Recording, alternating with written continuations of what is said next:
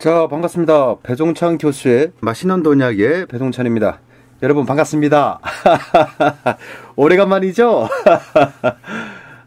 네. 방송을 안 한 지가 벌써 한 수개월 차? 이렇게 되는 것 같아요. 그래서 많은 분들이 왜 방송을 하지 않는지, 또 문자도 보내주시고, 또 메일도 보내주시고, 또 이제 카톡이 되시는 분들이 계세요. 그분들은 또 카톡으로 해서 혹시 건강이 좋지 않아서 방송을 안 하시는 거 아니냐, 이런 걱정도 이제 해주시고 있습니다. 그래서 그런데 사람의 습관이라는 게 좀 묘한 것 같아요. 이게 꾸준히 하다가 또 방송을 해야지라는 또 의무감, 또 책임감, 이제 그런 생각이 드는 순간 그 방송이 좀 쉽사리 되는 건 아닌 것 같아요.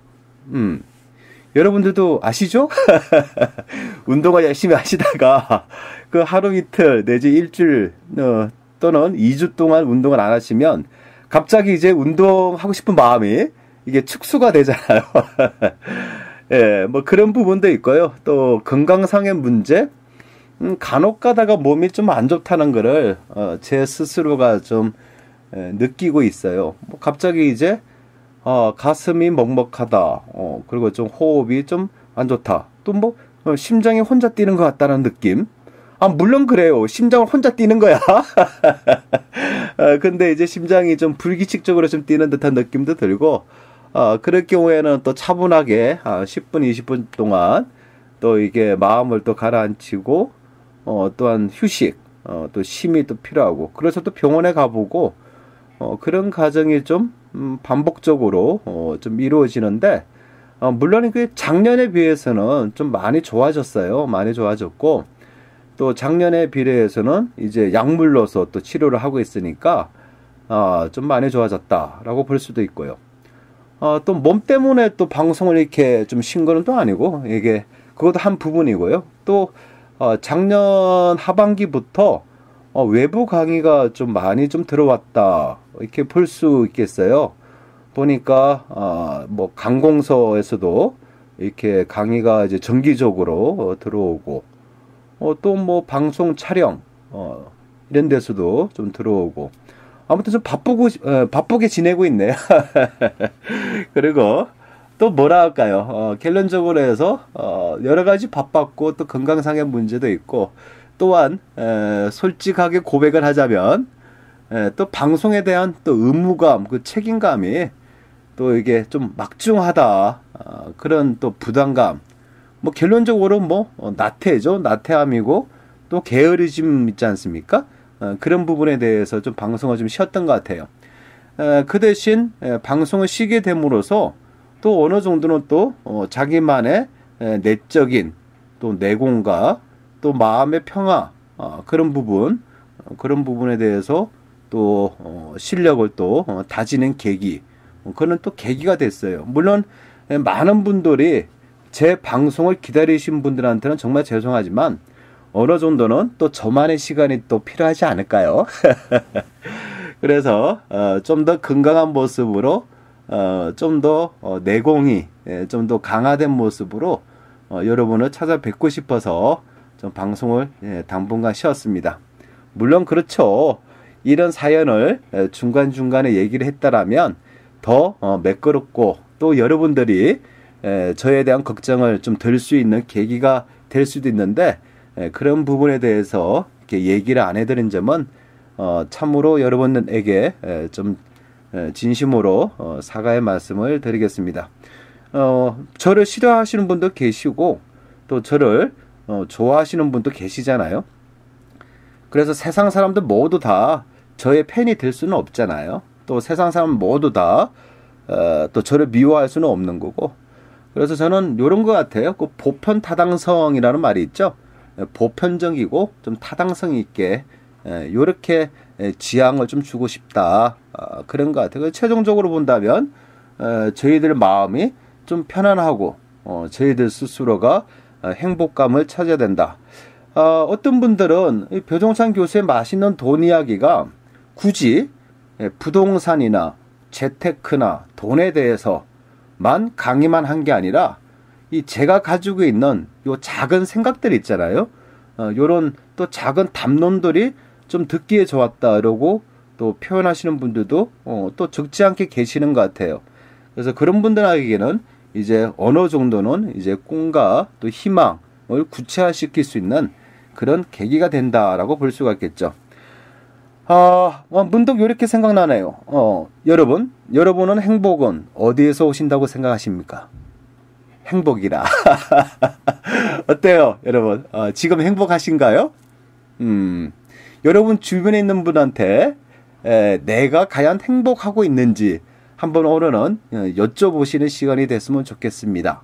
왜냐하면 내가 생각하고 있는 나에 대한 행복과 또 다른 사람이 생각하고 있는 내가 행복함을 느끼고 있는 사람인가, 이런 부분도 좀 중요한 것 같아요. 물론 제일 중요한 거는 본인 스스로가 난 행복해 라고 생각하시는 게 가장 중요하겠죠. 또한 내 마음이 행복하면 다른 사람들이 봤을 때도 저 사람은 행복해 보인다라고 평을 할 수 있잖아요. 그럴 경우에 나는 행복한 사람이에요. 그런데 내 마음속에는 불행한데 내가 행복한 것처럼 보이려고 이렇게 노력하는 모습, 그런 모습은 다른 사람들, 즉 제3자들이 봤을 때는 저 사람은 행복하지 아니하면서 행복하려고 행복한 척 하는 마음이 들어 라고 하는 거죠. 그럴 경우에는 이제 행복하지 않는 사람이다 라고도 표현할 수 있겠죠. 그래서 이 행복이라는 거는 스스로가 행복해야 되고, 또한 다른 사람들이 나를 봤을 때 저 사람은 정말 편안하고 행복해 보여, 요게 또 행복이지 않을까라고 생각합니다. 여러분, 이제 2016년이죠.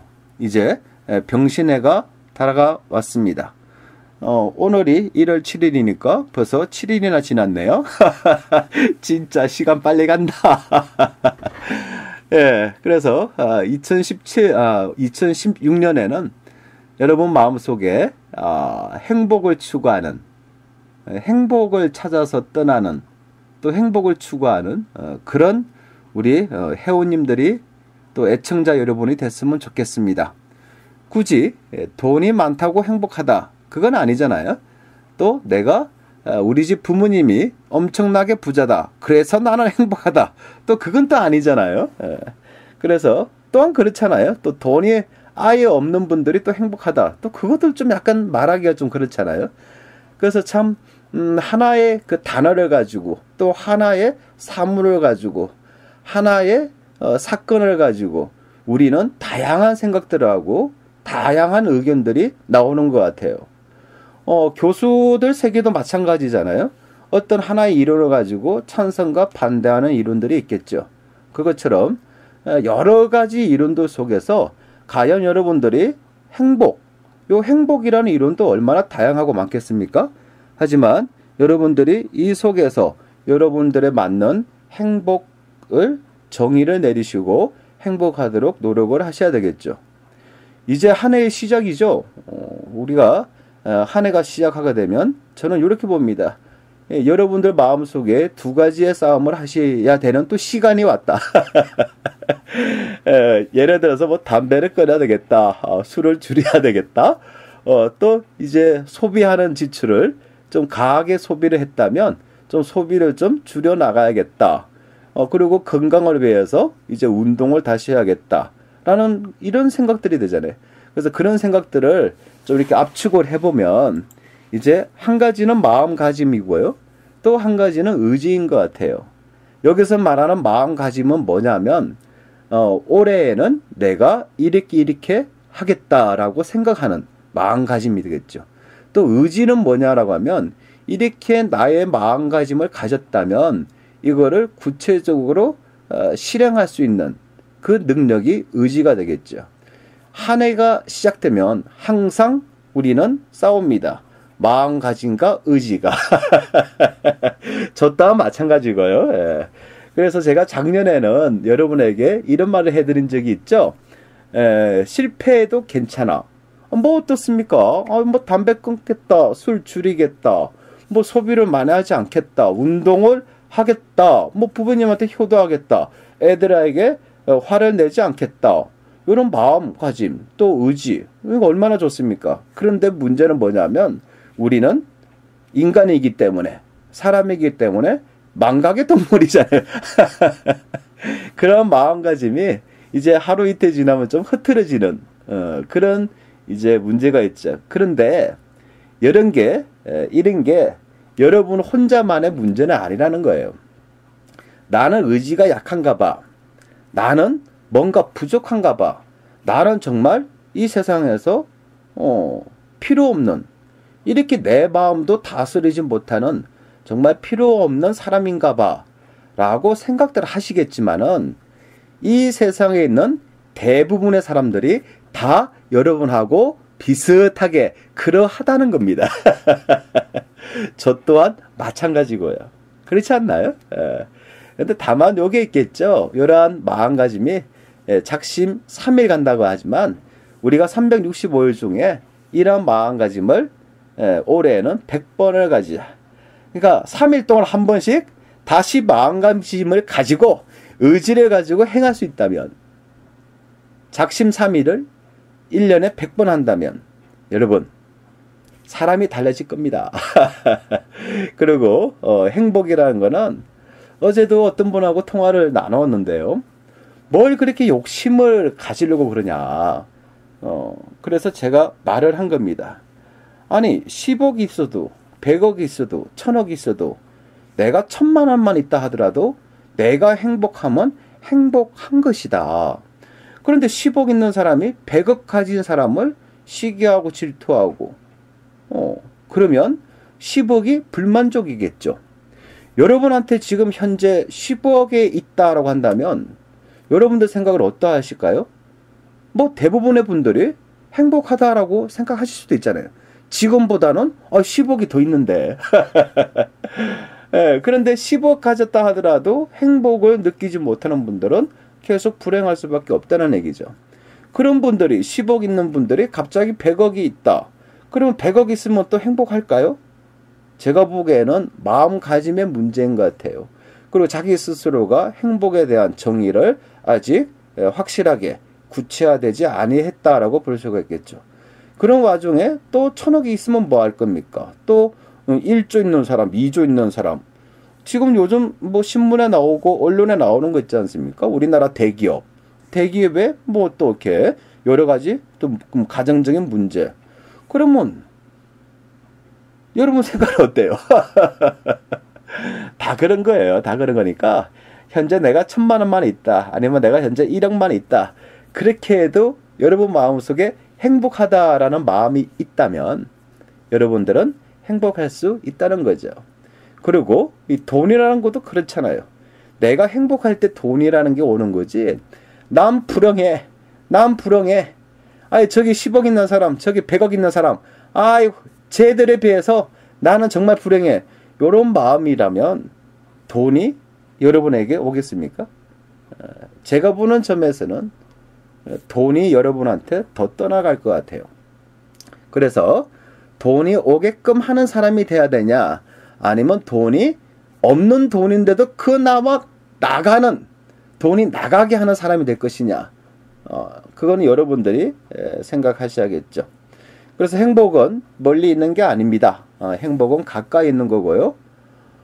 하루 세 끼 밥을 먹을 수 있다. 요거도 행복이고, 아이들하고 또 남편하고 또 아내분하고 또 부모님하고 같이 식사만 하는 것도 요 또한 행복이다. 그 행복의 마음을 가지시는 그런 한 해가 되기를 바라겠습니다. 그래도 돈 이야기를 좀 한번 해야 되겠죠. 부동산에 대한 얘기는 다음에 제가 또 2016년 부동산 투자 전략이라는 방송을 제가 한번 또 해드리도록 하고요. 특집으로 해서 올해는 새해고 하니까 또 돈 많으면 또 뭐 할 거예요. 자기 마음속에 행복을 추구하시는 그 능력과 기준과 또 힘이 없으면 돈이 아무리 많아도 불행할 수 있다는 거죠. 그래서 아무튼 바빌론 부자들의 돈 버는 지혜라는 책이 있잖아요. 어제 사무실에 가면 책장이 있어요. 그 책장 속에 있는 책들을 문득 보다가 문득 이 책이 바빌론 부자들의 돈 버는 지혜라는 책인데요. 이 책을 한 장 넘겨보니까요. 2005년 10월 10일 배종찬이라고 사인이 돼 있네. 그러니까 2005년도 10월 10일이니까 한 만으로 10년 차 된 그런 책이네요. 그래서 이 부분에 보면 황금의 5가지 법칙이라고 있네요. 그래서 이 내용은 역시 언제나 이 내용은 우리들 마음속에 참 굉장히 좋은 내용이다 싶어서 제가 한번 이 부분에 대해서 알려드리고, 물론 많이들 아실 겁니다. 많이들 아시는데 한번 약간의 부연 설명을 한번 첨하도록 하겠습니다. 황금의 5가지 법칙. 첫 번째, 수입의 10% 이상을 꾸준히 저축하는 사람에게 황금은 기꺼이 찾아올 것이며 곧 그와 가족의 행복한 미래까지 보장해주는 커다란 재산으로 커갈 것이다. 좋습니다. 자기가 버는, 예를 들어서 한 달에 500만 원을 버신다면 무조건 50만 원 이상은 반드시 저축을 하라는 얘기죠. 즉 저축하지 아니하고 우리가 부자가 될 수 있다. 그런 얘기는 아닌 것 같고요. 또 저축하라고 하니까 또 5년짜리 10년짜리를 하시는데, 그렇게 하다가는 중간에 또 무슨 일이 있으면 또 해약을 해야 되니까 예금에 대한 재테크는 1년 단위로 소액이다 하더라도 1년 단위로 끊어서 예를 들어서 한 달에 50만 원씩 적금을 한다라고 하면, 예를 들어서 20만 원짜리 통장 하나, 30만 원짜리 통장 하나, 이렇게 포트폴리오를 구성해서 통장을 가입하시는 게, 왜냐하면 50만 원씩 또 넣다가 또 수입이 또 50만 원이 안 들어올 수도 있잖아요. 그러다 보면 또 그냥 해약해야 되잖아. 해약하다 보면 이자가 안 들어오잖아. 그래서 예를 들어서 50만 원의 통장 하나를 만드지 마시고 그냥 20만 원짜리 통장 하나와 30만 원짜리 통장 하나 이렇게 만들면, 예를 들어서 20만 원짜리 통장은 해약하고 30만 원짜리 통장은 계속 유지가 할 수 있잖아요. 또 어떻게 본다면 그럴 바야 뭐 한 10만 원, 10만 원, 뭐 20만 원, 또 10만 원 이런 식으로 통장도 포트폴리오를 구성하는 게 더 효과적일 것이다 라고 볼 수가 있겠고요. 이제 두 번째로 본다면 황금을 안전한 곳에 투자할 때 황금은 꾸준히 늘어나고 나중에는 들판의 양떼처럼 급속히 늘어날 것이다. 즉 황금을 안전한 곳에 투자를 할 때 황금은 꾸준하게 증가된다는 거고요. 나중에는 차후에는 들판의 양떼들처럼 급속하게 늘어날 것이다. 야, 정말 행복하네. 말만 들어도 행복해요. 내가 가지고 있는 황금이 저기 들판에 있는 양떼들처럼 수가 그렇게 증가된다는 거예요. 정말 행복하네. 그런데 여기서 조건이 있네요. 황금을 불안전한 곳에 투자할 때가 아니라 황금을 안전한 곳에 투자를 할 때 우리가 증가된다는 얘기죠. 예를 들어서 불안전한 곳은 어디가 있을까요? 어디가 있냐면 뭐 이렇게 고수익을 담보하겠다. 뭐 1년에 뭐 30%, 50%를 주겠다. 그 다음에 요거를 하는데 만약에 이 사업이 안 되면 다시 돈을 돌려주겠다. 뭐 이런 식으로 해가지고 특약들을 많이 집어넣잖아요. 어떤 경우는 뭐 2년 안에 개발이 안 되면 내가 투자한 금액의 2배를 주겠다. 요게 전형적인 거잖아요. 근데 우리가 욕심을 가지고 요런 불안전한 곳에 집어넣었다. 그러면 양떼, 들판에 있는 양떼들처럼 황금이 증가되지는 않고 오히려 들판에 홀로 선 소나무처럼 이게 더는 투자했는데 수는 증가되지는 않고 그냥 소나무. 근데 소나무인데 시간이 지나서 자라는 소나무가 아니라 이제 시대는 그런 소나무가 될 수도 있다는 겁니다. 그 투자를 하실 때 올해 또 뭐 주식이나 또 이런 부분에 또 불안전한 투자처에 관심 있는 분들도 있을 텐데 제발 부탁입니다. 황금은요 안전한 곳에 투자를 할 때 황금이 꾸준히 늘어난다는 거. 황금의 법칙 두 번째였습니다. 이제 세 번째 황금의 법칙은요, 지혜와 경험을 갖춘 사람의 조언을 받아서 황금을 투자하는 신중한 사람만이 황금을 지킬 수 있다. 좋은 얘기죠. 그러니까 지혜도 있고 또 지식도 있고 경험을 갖춘 사람에게 코치를 받아서 황금을 투자하는 그러한 신중한 사람이 되라라는 거죠.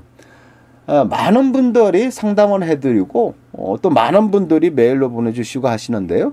결론적으로 본다면 좀 잘못된 투자들을 좀 많이 하셔가지고 고통 속에 있는 그런 이제 질문들을 좀 많이들 하시죠. 그래서 그런 분들은 이제 지혜와 경험을 갖춘 사람의 조언을 받지 아니하고 이제 본인 생각에 의해서 이제 투자를 했다라고 볼 수가 있겠죠. 그래서 굳이 저에게 오라 이런 말은 아니고요. 여러분의 주변에 계시는 또 여러분이 알고 계시는 또 한 단계를 지나서 또 알고 계시는 그렇게 좀 경험과 또 지혜를 갖추신 분이 계시다면 그분한테 한번 좀 자문을 받고 이렇게 투자를 하거나 또 내 재산을 지키는 방법 속에 좀 자문이 필요하다라는 그런 이야기인 것 같아요. 네 번째로 본다면요.